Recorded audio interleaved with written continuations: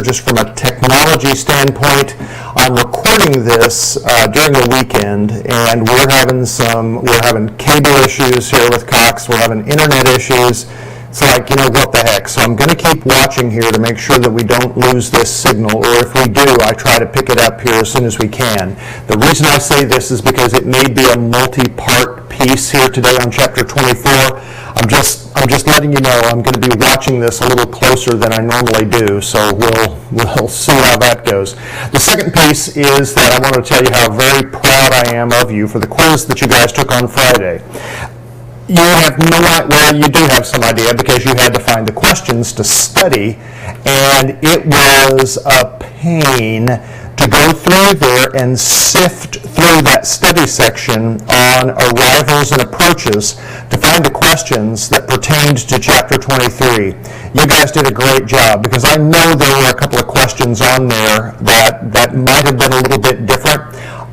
Tried real hard to find questions that either came out of the chapter or that we did talk about as we reviewed these things. So that's what I hope we were able to do. But again, I was very proud of you guys for being able to do that. I expect that what will happen on the next quiz is that we're going to have like a multi-chapter quiz. Primarily, you've read Chapter 24. It's not very long. So we may wrap some of Chapter 24, which is some of the visual maneuvering that we do in the IFR world, with another chapter. So I'm guessing that's what we're going to do to kind of make it a little bit easier, because you can see, having gone through that study section on arrivals and approaches, there's a lot of stuff in there. So I'm going to try to keep it as close to that as I can. But anyway, there you go. Aloha. So we'll get right to it here, shall we? So we're going to go here to, by the way, don't you love that? I know I do. It just puts me in just such a peaceful place. Oh, and there we go. Visual maneuvering. So when you look here and you're approaching an airport here in instrument conditions, you have three different types of approaches that could be possible.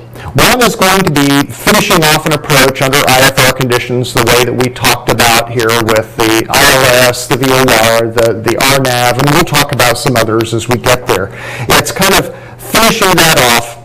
Then it's going to be following that instrument approach to a circle to land maneuver. So you may use that approach to get you down low enough to land on another runway if conditions permit, or in the event that the approach is a circle to land approach anyway, where the approach itself is greater than 30 degrees off the angle of the runway, and so that'll be a circle to land type of an approach. Anywho, and then we have a contact approach. We'll talk about that. That's a way to kind of maneuver visually in something less than standard VFR weather minimums. And then we'll talk about the visual approach, which, that's going to be a visual approach in VFR conditions, which we actually kind of already have talked about to some degree. Again, read the book, read the chapter. You kind of know what happens here. Remember the reason that we would look at these options. One of them is that if the conditions favor a different runway, but let's say that there is not an approach to that particular runway at that airport, you can use another approach, whether it be instrument, whether it's be a precision or a non-precision approach, to get you down low enough to then maneuver to land on that runway whose conditions are favored by the current weather. So you can do it that way. And that's one way to do a circle to land type of an approach. The other thing is a contact. Well, we kind of talked about that there as well. So we'll just kind of keep plugging away here. Let me get to this. Here we go again. I'm just checking I'm checking the instruments here, guys, to make sure that we're not losing anything here with this. So the circle to land, as you might imagine, we've kind of talked about this here as well. Just remember, it's if that runway is not aligned with that approach, plus or minus 30 degrees, then that's going to be a circle to land type of an approach. And so those are things that you need to look at. Now, you can expect to break out of the clouds and be able to see things well in excess of what the MDA is going to be for that particular airport, Lord willing, and at least to the circle to land, minimums, which are normally going to be a higher altitude above the runway than an MDA, certainly a DA or a DH. You can look at this. This maneuver here, again, this is considered a non-precision approach. And so even if you're using, as they say in the margins, there's some ILS, or even as we talk about an LPV approach, which is kind of a GPS version of pretty much a semi-precision approach here with this. This is why you see the circle to land minima normally above the MDA, which is what you see for a non-precision approach. So each circling situation is different here because of the variables. These variables here are going to be the final approach direction that you have from the instrument approach, how the runway is laid out, your meteorologic conditions that you have currently there, what type of terrain you may have. So those are things that you have to consider here and know in advance before you execute a circle to land approach. Normally what you want to do is that you want to follow the normal traffic pattern for that airport to execute a circle to land approach, knowing that it's not necessarily going to be that standard rectangle that you may enter for a circle to land approach. I mean, the whole thing about circling is the fact that you're sort of flying an arc when you are flying this approach, because otherwise it would just be more of a visual approach where you break off from your instrument approach and then you enter the traffic pattern and land normally in VFR conditions. So with this is going to be more of an arcing type of a turn where it's rounded more so than having those 90-degree corners squared off there like you would with a rectangular pattern. The other thing is that this is a part here on these visual maneuvers, and all of them is where you exercise good judgment, good flying skills when you're executing these things. For your approach speeds, you're going to notice that the slower you are, you're expected to stay closer to the runway environment. The faster you are, you know that you're going to fly a greater radius here of your turns. So the slower that you can go, normally, I say normally, the better off you're going to be because you can stay closer to the airport, but you really have to watch that because in some cases you're going to be tempted to overbank the airplane, and you don't want to let that overbank lead into a stall. So that's going to be the big things that you really want to watch, is watching your airspeed while still configuring your airplane and positioning your airplane for a normal landing. So you can look here, you should not descend below that circling altitude here until, of course, you have that visual reference with the runway environment and it has to be maintained. If for whatever reason you are unable to hold that altitude and you drift back up into those clouds, you go missed. So keep that in mind. Also, you have the landing area in sight. You're high enough that you're not going to hit anything, DHN, those things, don't hit nothing, because those are going to be the big deals there that you have to do on a circle to land. And also remember that in a circle to land, one of the things that makes this particular maneuver a little challenging with some of the simulators that are out there is because of the fact that in some cases when you're circling, you're looking back over this left shoulder when seated here from the normal flying position for pilots. And so you're kind of having to look back over your shoulder here to maintain visual reference to that airport. And in some cases, the screens on some of the simulators don't extend back that far. And so those are the ones that are a little bit tough sometimes to sort of simulate. But with this, you'll get enough practice out there when you're flying these types of approaches when that day comes, that you'll be comfortable with that and understand what you have to do to maintain visual reference to that landing area. And you'll see here, and again, I'm not going to just reread the stuff that you guys have already read here. This is what I was talking about before. Your initiative and your judgment is something that, in some respects, the circle to land approaches can be, God, am I going to say this? Yeah, I will. In some cases, a little bit more challenging than a normal straight-in type of an approach that you may have for an ILS or even a VOR. Because in these cases, you're following then your instruments on down, whether it's ground-based radio navigation, whether it's going to be some GPS signal that's going to be getting you where you need to go, and then you break out of the clouds and you land as normal. And it's pretty much kind of a straight-in function. This is a little bit more maneuvering, and so this is where, and I don't want to say it's more challenging from a flying skills standpoint, but I will say it's a little different, and it's the type of thing that you do need to practice. And so it's great to have an airport where you can go out there and practice these types of things. A circle to land approach, you'll notice if you look on the Aspen, the Aspen approach plates, you're not going to see a circle to land approach out there for Aspen. And I think you have nothing but to look outside, and you can tell why you can't is because, it's all that granite. So some airports don't offer them, but the ones that do, they have certain minima, and you've got to make sure, just like you brief all of your approaches, that you know what those minima are so that you can stay safe. When you look here, here again, as I've mentioned to you ad nauseum, if you fly into the clouds while you're on that approach, then it's an automatic missed. You have to go missed. Now, the one thing too, and this was something that was stressed to me during my instrument training, is the value of holding that altitude.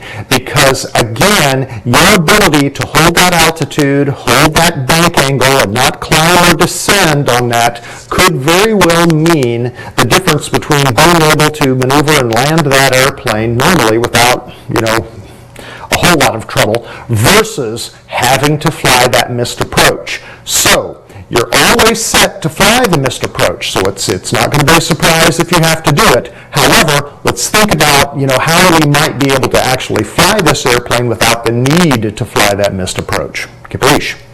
So, when we look here, and these are things that you're going to look at here as well. You'll read these. I'm trying to see if there's anything in here that we need to talk about.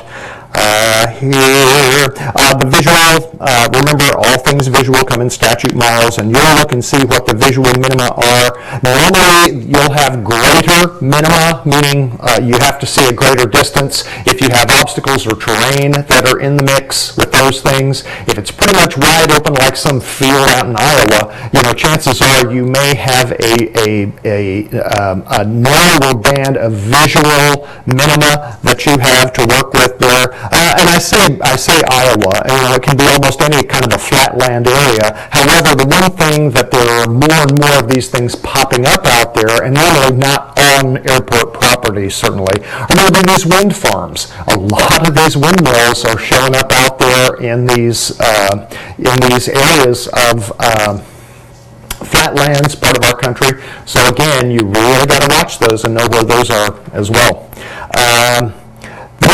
The circling area, we talked about these here. These are going to be the things that you have to know. So for instance, in a category A, and you guys know already what the airspeed requirements are here for category A, you need to stay within 1.3 nautical mile radii, I love that, from that runway threshold. And so you've got to stay within 1.3 nautical miles of that. So, if you're in category B, it's 1.5. Now, you can look in there on those charts and you can see what those category are for these, and it will talk about these also in your study guides. Because you'll have, I'm trying to think, you'll have 1.3 for A, 1.5 for B, I want to say 1.7 for C, and D I think is 2.1,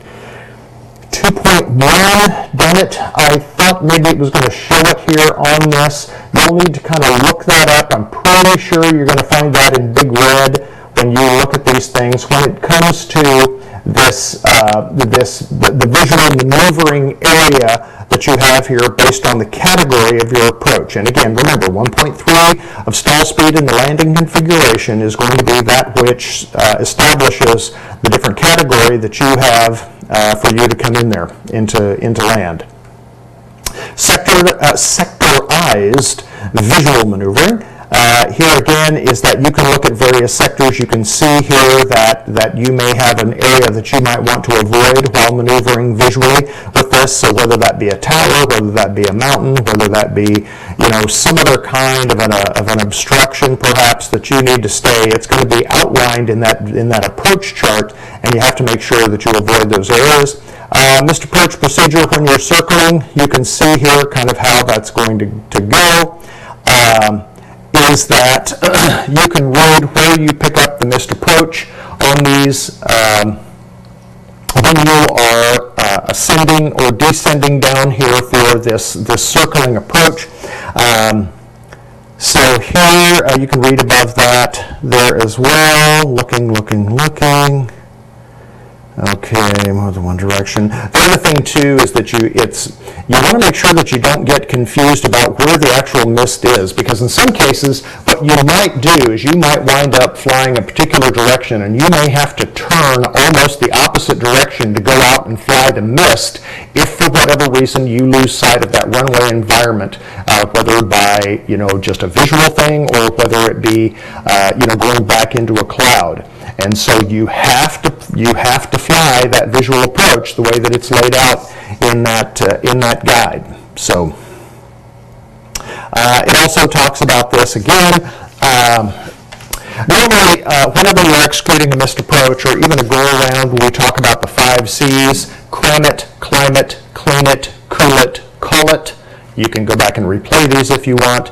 And this is the type of a thing is that the cramming it, that has to do with adding full power. Climb it, make sure that you have a positive rate of climb.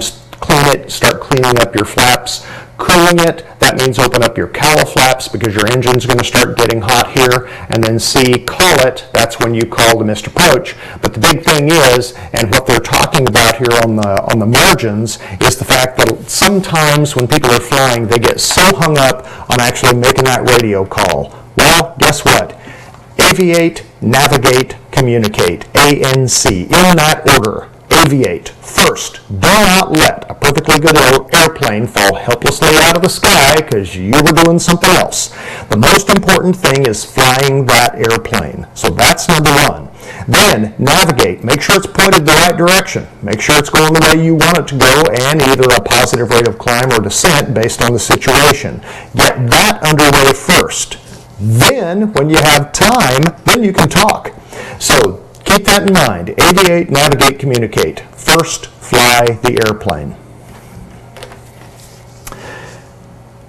You'll see these things that will have circling approaches that are just going to be circling approach minimums anyway here with those, and those are going to be airports that, again, that haven't met that 30-degree alignment rule thing there, or it requires a higher rate of descent for landing, one of those things. You can look here and read this. I'm not, you guys, you can read clearly. Airports that don't have a published instrument approach. Some cases, what you can do is that you can use an approach for a nearby airport and then, under visual conditions, proceed to the airport that does not have an instrument approach. So you can do it that way as well. That one's kind of rare. So a contact approach. A contact approach is an approach that will allow you to descend and land an airplane visually when your visual conditions may be less than standard VFR minima. So if you look at this, you can see on the bullet points here that you have to remain clear of clouds, have at least 1 statute mile visibility, and a reasonable expectation that these conditions or better will continue to that airport. Those are the conditions that would allow you to get a contact approach if you request it from ATC. This is an approach that ATC is not going to offer you. You have to ask for it. So it's one of those things that you have in your back pocket to use, but I will tell you this. If the margins weather-wise are that slim that they're below VFR conditions, standard VFR conditions, and they're in what we call marginal IFR conditions, and certainly not low IFR conditions, but you might want to think hard and long about requesting that contact approach versus just flying the doggone instrument approach. If those conditions are that iffy, and they've been changing rapidly, I would not request a contact approach. I would just fly the instrument approach. But if you're confident that those conditions are improving, then you might request the contact approach. If tower feels necessary to allow you that contact approach, they may authorize it, but then it's on you. So just keep that in mind. This talks about the contact approach.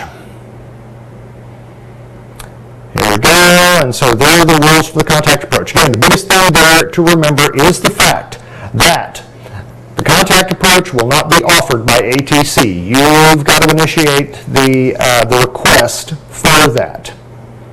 A visual approach, this is one here where we've talked about this before, where you're approaching an airport on an instrument flight plan.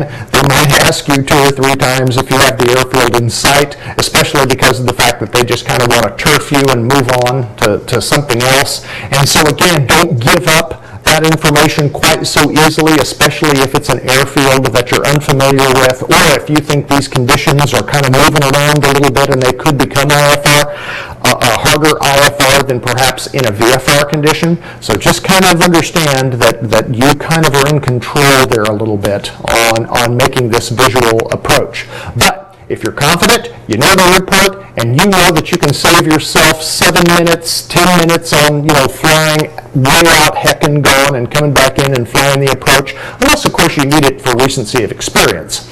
You're also it can save you a little money, saving a little gas, save a little time, get you down, and where you can cancel your IFR, enter the traffic pattern as normal, and then just land like you would VFR. So that's kind of that visual approach piece that you can do. But just remember, if you offer up, in a lot of cases, that you have the airfield in sight, you're going to hear radar services terminated, squawk VFR, have a great day.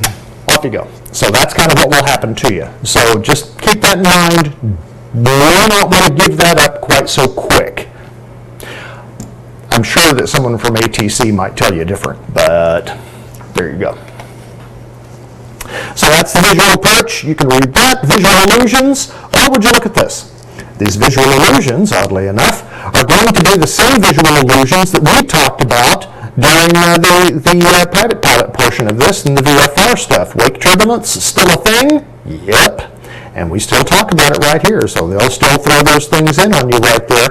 Hydroplaning, remember that thing where you can get out there and you're trying to land after a rain or during a rainstorm like that, and this is a point here now where you really need to think about the length of that runway and directional control of your airplane. When I say that, we're always talking about center line discipline and being able to keep the nose of that airplane lined up longitudinally down that runway. And it's really important in these conditions where you have some form of runway contamination, whether it be snow, whether it be slush, whether it be rain, so that you don't let the airplane get wiggly. And what that means is you really got to be on those rudders when you're landing and keeping that airplane landing straight down the runway, even if it's on just one of the right mains or left main, depending upon wind conditions, so that you don't let that airplane get squirrely in hydroplaning type conditions. Plus, understand that the braking action that you may have could be greatly diminished in hydroplaning conditions.